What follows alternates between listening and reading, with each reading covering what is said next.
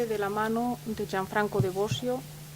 Gianfranco de Bosio es la persona a quien en 1966 llama Primo Levi para hacer el montaje de Se questo un uomo, si esto es un hombre. Gianfranco de Bosio era entonces el director del Teatro Stabile de Turín. Se hizo una especie de representación que era un Babel, que podría recordar a lo que era el campo. En el campo había gentes de diferentes partes, hablaban de diferentes maneras, pero en el campo encontraban todos una cosa, la desesperanza. En la siguiente parte tenemos las leyes raciales del año 38.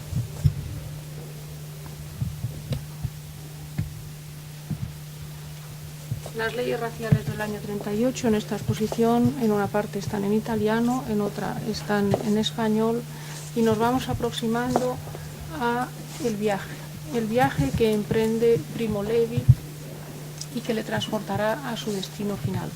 Aquí estamos en una estación, en el Museo del Ferrocarril. Ellos no disfrutaban de este tipo de trenes, viajaban en vagones emplomados, hacinados. El viaje dura 4 días. Levi parte de Fossoli. El tren pasa por Verona, Trento, Bolzano, llega al Brennero. Unos mueren, otros pierden la razón. El tren pasa por Innsbruck, Salzburgo, Viena, frontera checa, río glacial, destino final, Auschwitz. A las 21 horas el tren se detiene en Auschwitz.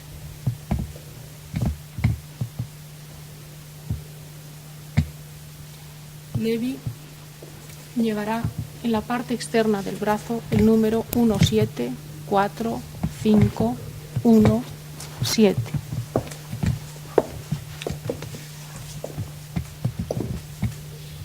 El Levi que tenemos en el primer cuadro es un Levi que muchos años después nos interroga y nos pide que seamos testigos. Levi no fue un historiador del genocidio. Levi fue el guardián de la memoria. El tren se detiene en Auschwitz. El alambre de espino que va a recorrer también los siguientes cuadros. La técnica que he empleado aquí, polvo de mármol, cemento, collage. La hora, las 21 horas. La frialdad del cuadro que hace que el drama quede aún más incorporado. Este altar con la palabra fresen, ahí está lo que ellos comían, nabos. ¿Qué bebían? Agua, no potable. ¿Cómo estaban los vientres una semana después? Hinchados. De los que sirven y los que no sirven. Al hacer esa selección nos vamos a encontrar a los que no sirven. Seguimos con las 21 horas. Esta exposición es una instalación. Pasamos al siguiente cuadro, que va a ser la muerte de la pequeña Emilia y su hermano Italo Levi. Todo en este cuadro expresa la mayor brutalidad, la bota del soldado alemán. Pero hay una cosa que cambia, que es el reloj. El reloj está marcando las 10:15, porque es Levi que mira muchos años después, y esas 10:15 serán el momento del suicidio de Levi. Emilia Levi, Italo Levi. La familia había sido denunciada por el peluquero por 700 liras. Después, los partisanos matarán al peluquero.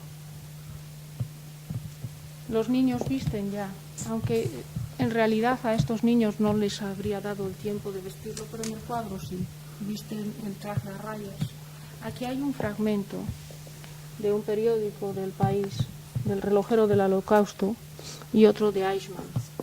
Yo utilizo mucho fragmentos de la prensa. La prensa, fagocito mucho, la prensa me da una gran ayuda, no solo en esta exposición de Levi, sino en otras también. Vamos a pasar al tercer cuadro. El tercer cuadro es la salida del trabajo.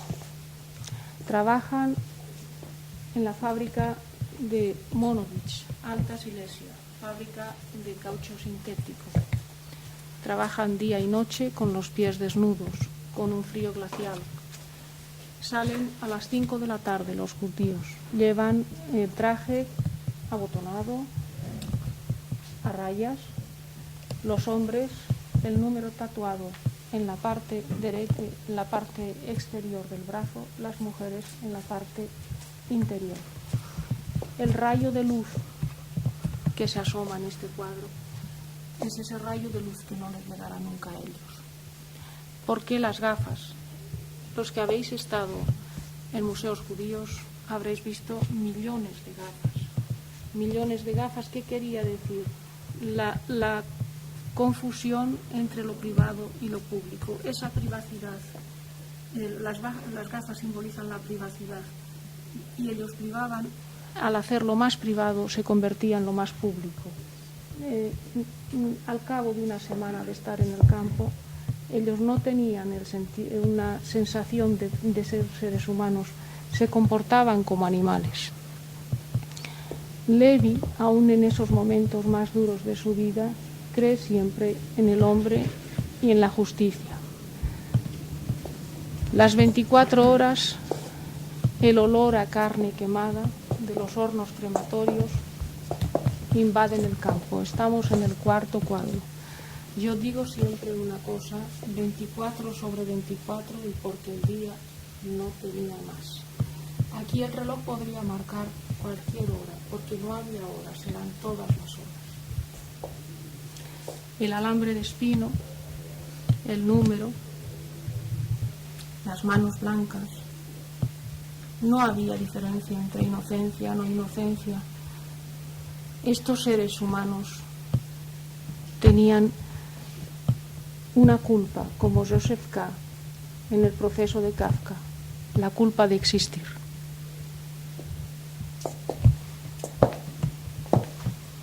En el quinto cuadro, Levi y 6 millones más. Yo aquí he puesto una fecha, 26 de abril. Es una fecha que no tendría nada que ver en la vida de Levi, pero sí en la mía. Yo nací en Guernica y muchos años después del bombardeo, pero ese 26 de abril ha marcado mucho mi historia. Los que habíais estado en Italia veréis que en muchas ciudades se ha consagrado, hay fotografías con imágenes de los desaparecidos. En medio está Levi, el guardián de la memoria, el alambre de espino y el número. Levi y 6 millones más. No nos olvidéis, la memoria.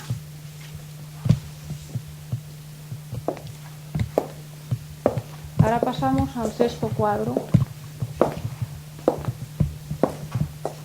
El sexto cuadro es el cuadro del vacío. He intentado contar aquí el suicidio de Primo Levi. En realidad lo he situado en esta fecha, 11 de abril de 1987. Lo he situado en esta fecha, aunque podría decir que podría haberlo situado en esas 21 horas en que el tren se detuvo en Auschwitz. Levi atravesaba una fuerte depresión, pero esa depresión que atravesaba Levi en el momento del suicidio, ¿la atravesaba entonces o venía de mucho más atrás? Venía de mucho más atrás. Levi sigue el camino que siguieron Jean Améry, Walter Benjamin, unos en el campo, otros perseguidos por la policía francesa del gobierno de Vichy. Ese 11 de abril, la portera entrega la correspondencia a Primo Levi. Hay una cosa que le llama la atención. Primo Levi lleva en sus manos un alambre de espino. En el cuadro el alambre de espino está marcando el ritmo del cuerpo al caer. Y ese alambre de espino es el único elemento, lo único que Levi se va a traer del campo de Auschwitz. Y ese alambre de espino estará en su biblioteca desde entonces. Levi amaba mucho su casa. Hay una frase de él que dice: Vivo en mi casa como vivo en el interior de mi piel.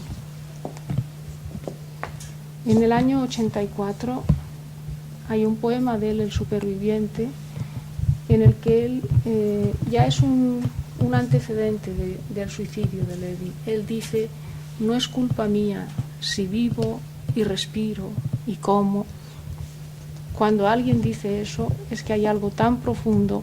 Él continuaba viviendo, pero continuaba viviendo para dar un testimonio, para ser el testigo que siempre fue. El reloj marca inexorablemente las 10:15. Entre las 21 horas de la llegada a Auschwitz y las 10:15 de este suicidio, no hay tanto tiempo. Hay muchos años para nosotros, pero no hay tanto tiempo para Levi. El tiempo se detuvo a las 21 horas. El cuerpo cae. Aquí hay un poema de T.S. Eliot. Levi amaba a Eliot. Había estudiado inglés para poder leer a Eliot en su propio ritmo. La tela de araña va avanzando, le va asfixiando. Hay un texto de él donde dice que la araña le asfixia y avanza lentamente. Eso era su depresión, pero no solo era su depresión, quizás también era su decepción. Era la decepción ante la imposibilidad de haber conseguido que su, no diría discurso, pero que su mensaje calara, que el mundo seguía apoyándose en el mal y haciendo el mal. Primo Levi, el guardián de la memoria, se suicida ese 11 de abril, pero en esta exposición nos pide a todos que seamos testigos. La figura del testigo es muy importante, que seamos testigos y que transmitamos, porque esto sucedió. Estamos celebrando el 60 aniversario de la liberación de Auschwitz. Este año una mujer, una gran amiga mía, Simone Veil, ha sido el banderín de enganche, yo diría la imagen de lo que puede suponer Auschwitz. En el año 2001, Simone Veil escribió un hermosísimo texto en el catálogo que hemos hecho de esta exposición. La exposición ha pasado por Milán, Turín, que es la ciudad de la vida y la muerte de Primo Levi. Hay un texto de la tregua de Primo Levi donde Primo cuenta cómo llegó a la estación de Porta Nuova, llega a su casa y no le reconocían. Entonces él dice: encontré la comida, el cariño, todas esas sensaciones que por la noche se desvanecían, mirando al suelo como tratando de encontrar algo para comer. Y esa sensación no se me ha ido, y aún ahora estoy contando un poco por encima, ¿no? Y aún ahora vuelve a veces con mucha intensidad. Esto es de la tregua. Habíamos entrado a las 21 horas cuando el tren se detiene en Auschwitz. Salimos a las 10:15. Las 10:15 de una mañana de muchos años después, que no son tantos años. Para nosotros sí, para Levi no. Cuando entró en el campo, quizás no había terminado su vida. ¿Por qué? Porque quiso ser el testigo, el guardián de la memoria. Aquí hay un texto del compañero de campo de Primo Levi, Jean Samuel. Jean Samuel era un joven de 16 años a quien Primo Levi, en los momentos más duros, que yo creo eran todos, pues leía el canto de Ulises de la Divina Comedia. Jean Samuel estuvo conmigo en Turín en la inauguración de la exposición de Primo Levi y escribió un hermosísimo texto. Aquí hay un fragmento que voy a leer. Primo era para mí el relato del coraje tranquilo, de la lucha para seguir siendo un hombre, del observador lúcido que, sin duda porque deseaba dar testimonio de ello un día, había almacenado en su prodigiosa memoria un tal número de acontecimientos, de retratos de compañeros que sobrevivieron gracias a él, Jean Samuel. Aquí en la vitrina hay un libro, L'École des Lettres, de Jean Samuel con Jorge Semprún. Jean Samuel trabaja mucho con Jorge Semprún y fundamentalmente ahora se dedica a ser él también un testigo para todos nosotros. Primo Levi estaba condenado a hablar de Auschwitz, a ser el guardián de su memoria. Elie Wiesel y Paul Steinberg vivieron en la misma barraca. Primo Levi no deja carta alguna, aunque hace unos días, cuando tuvimos el honor de que la princesa Irene de Grecia nos visitara, cuando yo le decía, Primo Levi no deja carta alguna, ella me hizo una observación muy hermosa. ¿Cómo iba a dejar carta alguna si toda su vida fue una carta? Y es cierto. Y también aquí hay un fragmento de una conversación con Carlos Fuentes. Hace unos meses Carlos Fuentes me decía que después de haber visitado Auschwitz, su vida es diferente, mira de manera diferente. No se pueden cerrar los ojos y volver la espalda, no sirve. Este océano de dolor está en todas partes, crece de año en año y casi nos devora. Hay un poema de Primo Levi que he citado antes, que es el poema del superviviente. Aquí lo podemos ver más concretamente y creo que aquí está explicado el suicidio de Levi. No he suplantado a nadie. Nadie ha muerto en mi lugar. Nadie. Volved a vuestra niebla. No es culpa mía si vivo y respiro, y como, y bebo, y visto ropas. En la exposición he situado los poemas en italiano y en español porque, como sabéis, la poesía tiene un ritmo en el idioma en el que se escribe, el original. Seguimos con el poema de T.S. Eliot, de Westland. Es el poema que está en el fragmento de poema que está en el cuadro del suicidio de Primo Levi. He respetado el inglés precisamente por lo que decía antes del ritmo. Las leyes raciales salimos en español, antes las teníamos en italiano, aquí están en español. Y aquí tenemos un texto con el cual yo quiero que nos sintamos todos identificados. Todas las personas que hayan visitado esta exposición, quiero que se conviertan en testigos. El testigo Levi puede desaparecer sin que por tanto desaparezca la memoria. Lo importante es que el visitante acabe siendo al final del recorrido el testigo que no era antes. La figura del testigo es la que puede llevar a los tiempos que corren a la luz desde la oscuridad. Reyes Mate.